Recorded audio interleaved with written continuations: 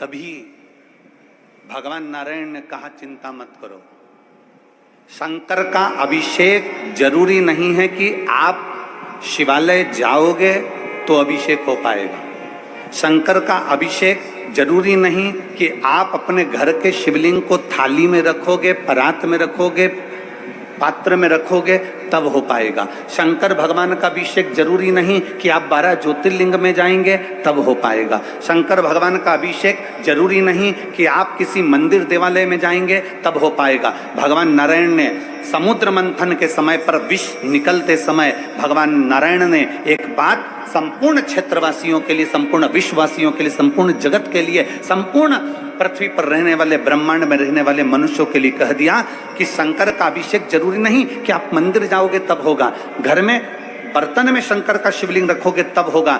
शंकर का अभिषेक 12 ज्योतिर्लिंग में जाओगे तब होगा। शास्त्र कहता है शंकर का अभिषेक तुम जब भगवान शंकर को दिल से याद करते हो, श्री शिवाय नमस्तुभ्यम, ओम नमः शिवाय, नमः शिवाय, जब तुम स्मरण करते हो पंचाक्षर मंत्र का, षडाक्षर मंत्र का, यह श्री शिवाय नमस्तुभ्यम का जब तुम स्मरण कर रहे होते हो और दिल से तुमने अगर उसको स्मरण कर लिया तो समझ लेना कि तुम्हारे शंकर का अभिषेक हो गया, उसका चिंतन हो गया, उसका स्मरण हो गया, उसकी भक्ति हो गई, उसका मंत्र जाप हो गया। आप समझें उसको, भजन हो गया।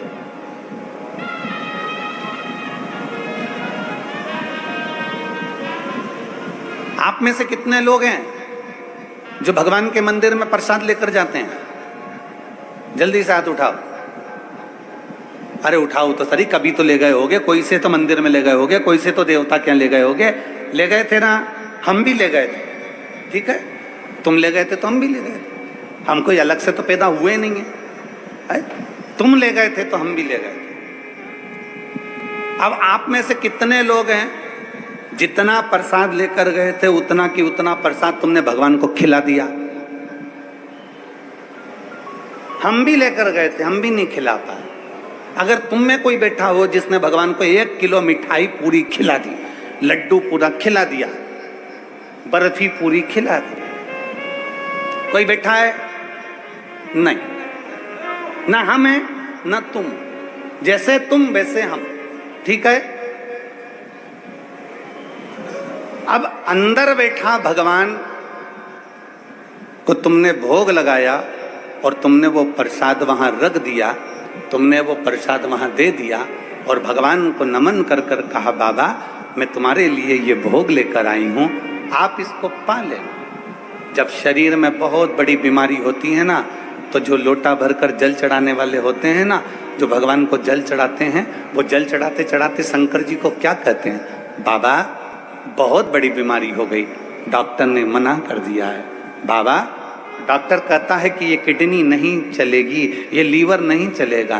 बाबा मेरा थायराइड बढ़ गया, बाबा मेरी शुगर बढ़ गई, बाबा मेरा ब्लड प्रेशर गड़बड़ हो रहा है, बाबा मेरी आंखों की रोशनी चली गई, बाबा बहुत तकलीफ में हूँ। तब हम जब भगवान शंकर को जल चढ़ाते हैं ना, उस समय बाबा से कहते जाते हैं और बाबा से आखिरी में जल चढ़ाकर फिर कहते हैं बाबा मैंने जो जल समर्पित करा है ना बाबा, इसको अमृत कर दीजिए। मैंने सुना है आपकी जटा में गंगा है और गंगा अमृत का काम करती है। मैंने सुना है आपकी जटा में चंद्र है, चंद्र अमृत का काम करता है। बाबा मैंने सुना है आपके मस्तक पर सूर्य है, सूर्य अमृत का काम करता है। बाबा आपके पूरी शरीर में 33 कोटि देवता विराजमान है। बाबा जब मैं जल चढ़ाऊं ना तो इसको अमृत कर दीजिए और मेरे रोग को आपका जल का आचमन करते से ही मेरे रोग समाप्त कर दीजिए। शिव रोग को समाप्त कर दे।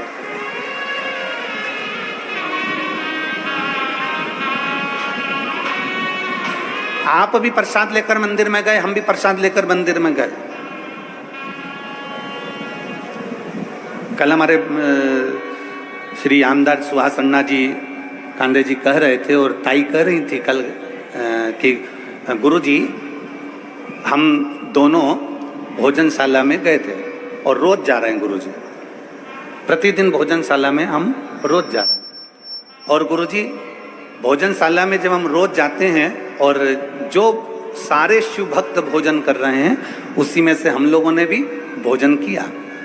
तो कल माननीय आमदार जी और ताई कह रहे थे कि गुरुजी ना जाने उस भोजन में क्या है ऐसा कि भगवान का प्रसाद अलग ही स्वाद आ जाता है।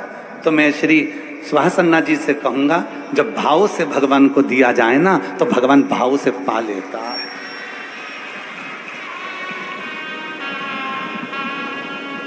भाव से अगर भगवान को दिया जाए तो भाव से पा लेता है।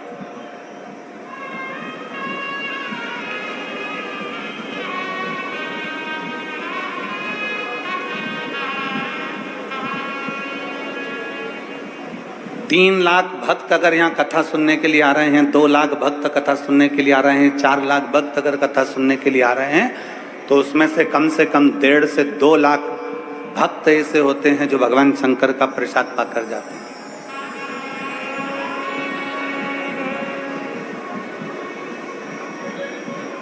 प्रेमवश आपने भी भोग लगाया भगवान को, हमने भी भोग लगाया भगवान को, पर भगवान ने 1 किलो लड्डू नहीं खाए, भगवान ने पेड़ा नहीं खाया, भगवान ने कुछ नहीं खाया, कुछ नहीं।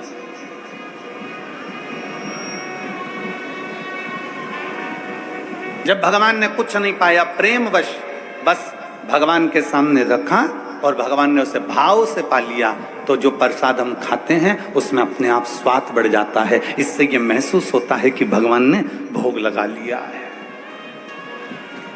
इससे ये महसूस हो जाता है कि भगवान ने भोग लगा लिया। अब चलो आगे बढ़ते हैं इसी कथा में। आप में से सब ने भगवान को भोग लगाया, हमने भी भगवान को भोग लगाया। भगवान ने अंदर भोग लगा हुआ प्रसाद पंडित जी ने हमको वापस दे दिया, हम अपना डब्बा लेकर वापस चल दिए। अब हमारा सनातन धर्म क्या कहता है? अब हमारा सनातन धर्म क्या वर्णन करता है कि मंदिर से जब प्रसाद का डब्बा लेकर निकलो तो उसमें से थोड़ा थोड़ा प्रसाद सबको बांटो। बोलो, बोलता है कि नहीं बोलता? हमारा सनातन धर्म कहता है कि मंदिर में से प्रसाद लेकर निकलो तो उस प्रसाद में से वितरण कर दो।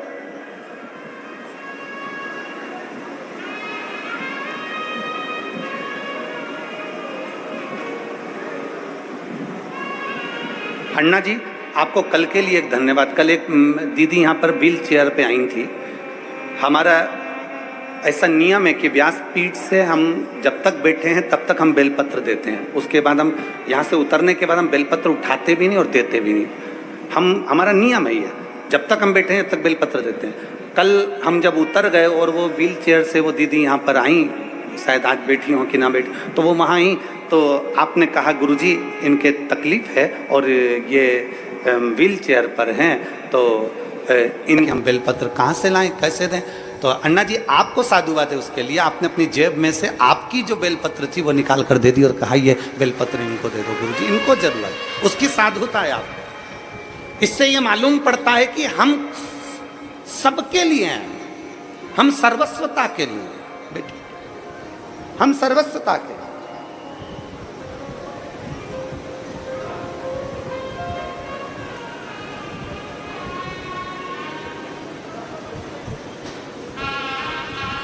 एक समर्पण का भाव किसको कहते हैं? हमारा सनातन धर्म कहता है आपके हाथ में मिठाई का डब्बा है ना, लड्डू का डब्बा है, मंदिर में भोग लगाया हुआ डब्बा आप लेकर चलते हो, उस डब्बे को बाहर लाकर वितरण क्यों किया जाता है, प्रसाद क्यों दिया जाता है? हमारे बद्रीनाथ से होकर आए तो प्रसाद दे दिया, वैष्णो देवी से होकर आए प्रसाद दे दिया, पंढरीनाथ से होकर आए प्रसाद दे दिया, हम शिरडी से होकर आए प्रसाद दे दिया, हम जगन्नाथ से होकर आए प्रसाद दे दिया, हम त्र्यंबक से होकर आए, हमने हमारे मोहल्ले में हमारे रिश्तेदारों को प्रसाद दे। ये नियम सनातन धर्म ने क्यों बनाया? उसका कारण क्या है? सनातन धर्म में ये नियम क्यों बना कि आप मंदिर से आओ तो प्रसाद दो? सनातन धर्म में ये नियम क्यों बना कि आप भीमा शंकर गए, वहां से दर्शन कर आए और आपने अपने पड़ोसियों को, रिश्तेदारों को, नातेदारों को छोटा छोटा पैकेट बनाकर प्रसाद का दिया, आपने किसी को प्रसाद दिया? ये प्रसाद हमारे सनातन धर्म में हम कहीं से होकर आते हैं, भगवान को भोग लगा कर आते हैं, ये प्रसाद क्यों देते हैं? उसका कारण है क्या? आखिर क्या हमारा सनातन धर्म में ये चीज क्यों बताई गई कि प्रसाद देना चाहिए? उसका कारण केवल इतना सा है कि मंदिर में जो भगवान बैठा है, जिसको हमने भोग लगाया है, वो अंदर बैठकर हमारे प्रसाद को भाव से खाता है, सामने प्रकट होकर नहीं खाता। पर उसी प्रसाद को जो बाहर मंदिर तक नहीं गए, उनको जब आप थोड़ा सा प्रसाद देते हो तो उनके अंदर बैठा हुआ शंकर उस प्रसाद को पा लेता है और उसका उद्धार कर देता है। तुझ में रब दिखता है, यारा मैं क्या करूं। हर एक में शिव दिखता है, यारा मैं क्या करूं।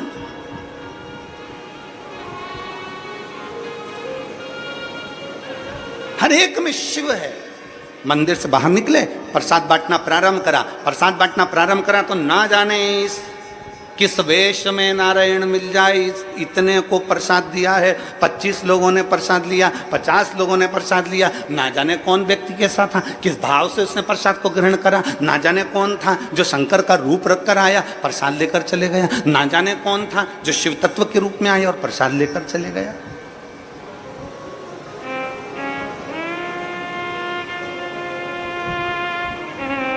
शिव महापुराण की 7 दिन की अगर कथा होती है या 5 दिन की कथा होती है तो 5 दिन की कथा में 4 दिन जो व्यासपीठ की बेलपत्र रहती है वो औषधि की रहती है। 7 दिन की जो कथा होती है उसमें 6 दिन की बेलपत्र औषधि की रहती है। शुगर हो, बीपी हो, थायराइड हो, पैर, कमर, घुटना, आँख, सिर, ब्रेन, कोई ट्यूमर, कोई कुछ जो तकलीफ रहती है, वो 6 दिन की जो बेलपत्र है वो औषधि का काम कर जाती है। 7वें दिन की बेलपत्र को खाया नहीं जाता, 7वें दिन की बेलपत्र को केवल लाल वस्त्र में उसको लपेट कर अपने घर में उसको रख लिया जाए। 5 दिन की कथा है तो 4 दिन की बेलपत्र औषधि का कार्य करती है, 5वें दिन की बेलपत्र केवल बरकत का, लक्ष्मी का कार्य करती है, भंडार का कार्य करती है।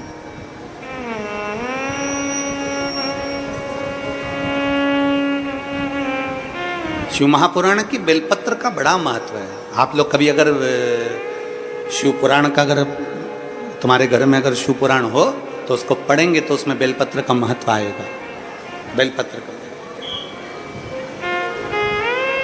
क्यों शिव पुराण की बेलपत्र की इतनी औषधि है, क्यों शिव पुराण की बेलपत्र को इतना लक्ष्मी की प्राप्ति का केंद्र बिंदु बताया, उसका कारण यह है 12 ज्योतिर्लिंग करने के लिए 12 स्थान पर जाना पड़ता है, उप ज्योतिर्लिंग करने के लिए उप स्थान पर जाना पड़ता है, 4 धाम करने के लिए 4 स्थान पर जाना पड़ता है, सारी नदी, तालाब और सरोवर का स्नान करने के लिए सारे स्थान पर सरोवर पर जाना पड़ता है, सारे कुंड और बावड़ी का स्नान करने के लिए कुंड और बावड़ी पर जाना पड़ता है। पर केवल वेद व्यास जी ने लिखा शिव महापुराण के अंदर कि केवल एक शिव पुराण ऐसी है कि वो शिव पुराण जहाँ पर रहती है वहाँ सारे तीर्थ, नदी, तालाब, ज्योतिर्लिंग, उपलिंग सब आकर विराजमान हो जाते हैं और उस शिवलिंग की अर्थात उस पुराण की एक बेलपत्र भी औषधि का कार्य कर जाता है। उस बेलपत्र की इतनी महत्वता बढ़ जाती है, इतनी बात।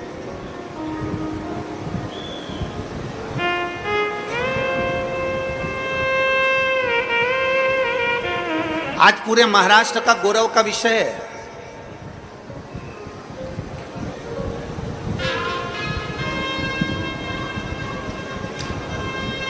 आज पूरे महाराष्ट्र को आतिशबाजी चलाना चाहिए, नगाड़े बजाना चाहिए, ढोल बजाना चाहिए पूरे महाराष्ट्र को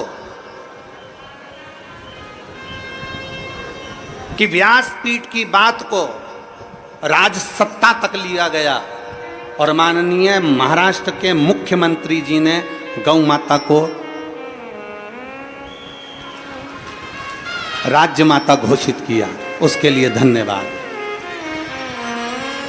संपूर्ण महाराष्ट्र वासियों को और पूरे देशवासियों को साधुता देते हैं कि आपने इस व्यासपीठ की गरिमा को रखा, इस व्यासपीठ की मर्यादा को रखा और व्यासपीठ से जो शब्दों कहे जाते हैं उन शब्दों को आपने अपने जीवन में उतारकर गौ माता को राज्य माता का दर्जा दिया।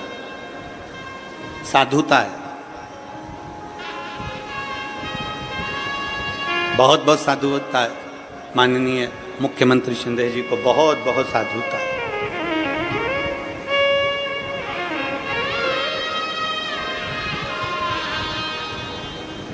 और मैं 1008 जगत गुरु शंकराचार्य श्री अभिमुक्तेश्वर आनंद महाराज जी को भी धन्यवाद देता हूँ और साथ में गोपाल मणि जी को भी धन्यवाद देता हूँ। साथ में श्री राजेंद्र दास महाराज जी को 1008 संत शिरोमणि श्री राजेंद्र दास महाराज जी को भी साधुवाद देता हूँ और सारी व्यासपीठों को साधुवाद देता हूँ जिन्होंने गौ माता के लिए बहुत कुछ बोला और आज महाराष्ट्र की सरकार ने गौ माता को राज्य माता घोषित करा, उसके लिए साधुता।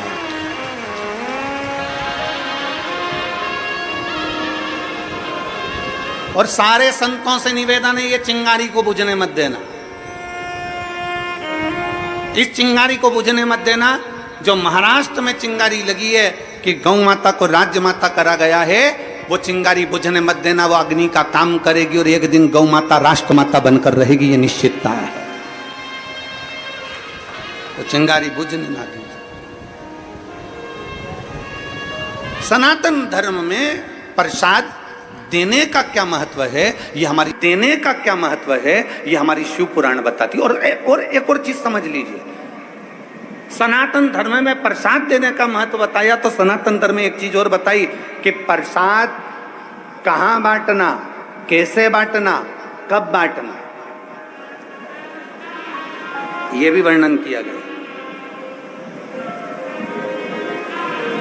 अपना और पराये का भेद ना करा जाए तो प्रसाद का वितरण किया जाए। कितना सुंदर कहा, जरा उठाइए हमारे शास्त्रों को। अब हम आपसे एक प्रश्न कर रहे हैं जो हम पहले बोल चुके हैं, वो आज फिर बोल रहे हैं। सबसे ज्यादा नरक में कौन गिरता है? आज बहुत पहले बोली थी कथा ये वाली, आज स्मरण में आ गई तो बोल रहे सबसे ज्यादा नरक में कौन गिरता है? तो का प्रसाद बांटने वाला गिरता है। प्रसाद बांटने वाला गिरता है, तो प्रसाद बांटने वाला नरक में क्यों गिरेगा? तो शिव महापुराण में वेद व्यास जी वर्णन करते हैं, प्रसाद हमेशा धर्म की जगह पर बढ़ता है, अच्छी जगह पर बढ़ता है। मंदिर, देवालय, गुरु, परमात्मा की साक्षी में बढ़ता है। परमात्मा कभी गलत जगह, कोई डिस्को में, कोई डीजे में प्रसाद नहीं बढ़ता। प्रसाद हमेशा अच्छी जगह बढ़ता है। तो प्रसाद बांटने वाला नरक में क्यों चले जाता है? उसका कारण है, प्रसाद बांटने वाला जब खड़ा होता है, प्रसाद बांटता है, दरवाजे पर खड़े होकर जब प्रसाद देता है, अपना वाला आया और पराया आया। अपना आया तो हाथ ऐसा हो जाता है और पराया आया तो हाथ छोटा हो जाता है, तो वो व्यक्ति नरक चले जाता है। प्रसाद बांटने वाले को चाहिए कि प्रसाद की गरिमा क्या कहते हैं। प्रसाद की गरिमा,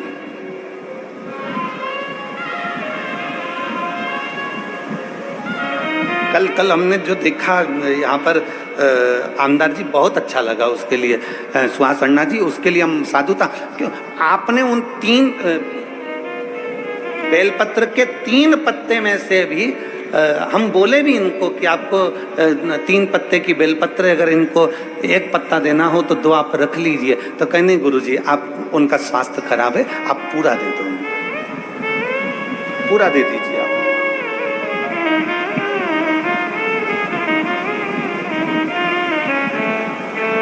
ये निर्मल भाव होता है, ये निर्मल स्वभाव होता है, आप दे दो। सरलता का भाव अपने भीतर लेकर आओ, सहजता का भाव अपने भीतर लेकर आओ।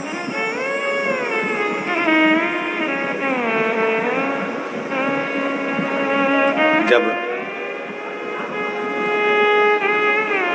एक सरलता, एक सहजता अपने भीतर आती है, लोग कहते हैं मेरा भोला किसको मिलता है? तो शिव महापुराण की कथा कहती है भोले को भोला जल्दी मिलता है, भोले को भोला जल्दी मिलता है।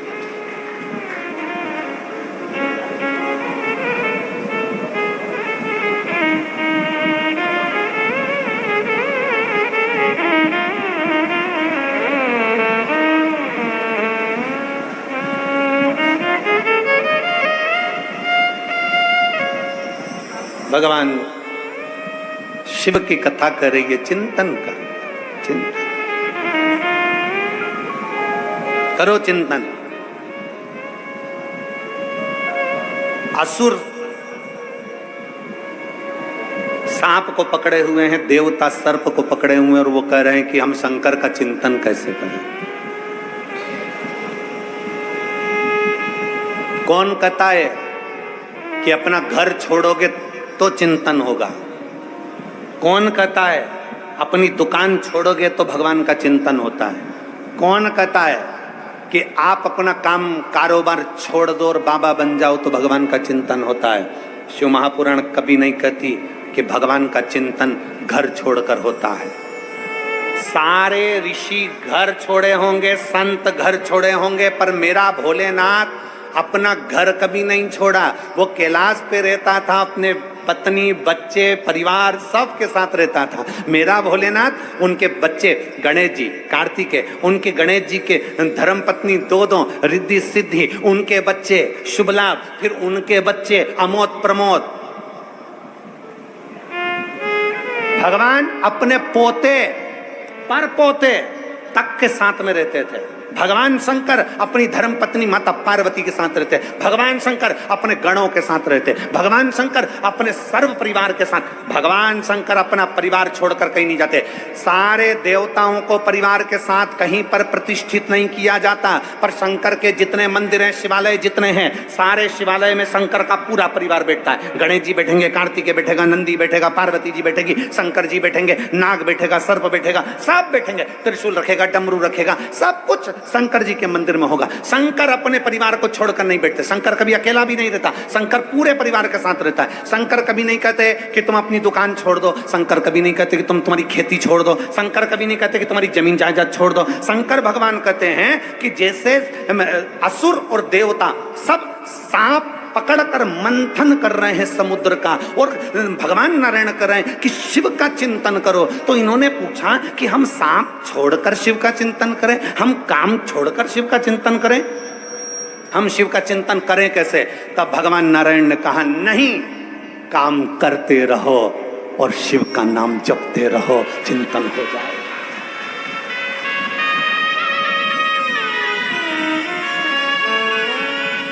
काम करते रहो, नाम जपते रहो, शिव का चिंतन हो जाएगा। लिंगायत संप्रदाय के अंतर्गत, शैव लिंगायत संप्रदाय के अंतर्गत उनके गुरु उनके बच्चों के कान में कह देते हैं अपना कर्म करना है, दुकान चलाना है, व्यापार करना है, व्यवसाय करना है, अपना कर्म करो, नौकरी करो, धंधा करो, बिजनेस करो, सब करो। तुमसे ये नहीं कहते कि तुम काशी में जाकर बैठ जाओ। लिंगायत संप्रदाय के अंतर्गत उनके गुरु कहते हैं तुमसे ये नहीं कहते कि तुम कहीं जाकर बैठ जाओ, अपना कर्म करो और कर्म करते करते भगवान का भजन करो। काम करते रहो, नाम जपते रहो। काम करते करते जब नाम जपा जाता है तो उसका फल चौगुना मिल जाता है। घर छोड़कर तप करने वाले को जो फल मिलता है, घर छोड़कर संन्यास धारण करने वाले को जो फल मिलता है, घर छोड़कर अपना परिवार छोड़कर वन में बैठकर तप करने वाले को जो